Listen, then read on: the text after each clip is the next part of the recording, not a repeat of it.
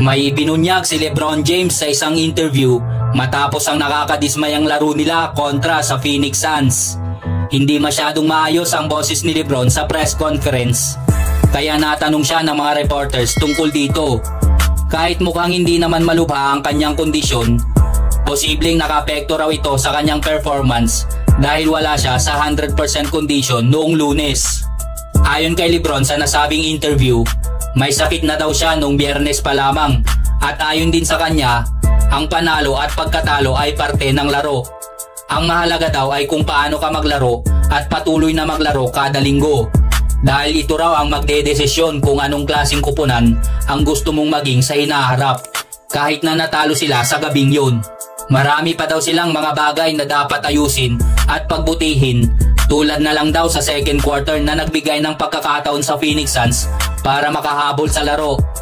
Nagsimula rin sila sa fourth quarter na may lamang na 7 points, pero hinayaan daw nilang mabawi agad ito ng Phoenix Suns. Si James ay nagtapos ng laro na may 11 points, 5 rebounds, 8 assists at isang steal. Nakagawa lang siya ng 3 out of 14 na tira mula sa field, 2 out of 5 sa 3-point line at 3 lang sa 6 na free throws ang naipasok.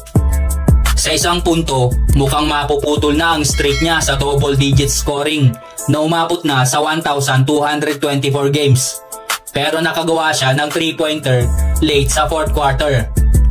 Bagamat buhay pa ang streak na iyon, naputol naman ang winning streak at nakamit ng Lakers ang unang pagkatalo ngayong season. Kaya bumaba ang kanilang standing sa Western Conference na may 3-1 record. Ang susunod nilang laban ay kontra sa undefeated pa rin na Cleveland Cavaliers na may record na 4-0.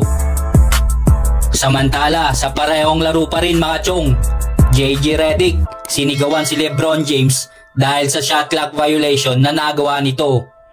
Hindi natuwa si JJ Redick sa pagkuha ni LeBron ng violation na ito. Kitang-kita ang facial reaction ni Coach Redick dahil sa frustration at sumigaw na i-shoot mo ang bola. Nang sumigaw si Redick, nasa maagang parte pa lang ng laro at wala pang idea ang player o coach sa magiging performance sa mga susunod na mga sandali. Halos mabasag na rin ang 18-year streak ni LeBron na maka-score ng 10+ points kada laro sa NBA dahil sa hindi kagandahang performance nito.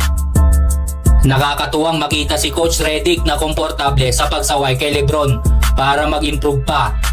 Sa pagkakakilala ni Redick kay LeBron, mas may kalayaan siya na itulak ang magkwa-40 ng manlalaro na mas pagbutihin pa ang laro niya. Isang bagay na tila dapat yakapin ni LeBron. I like our level of competition and compete.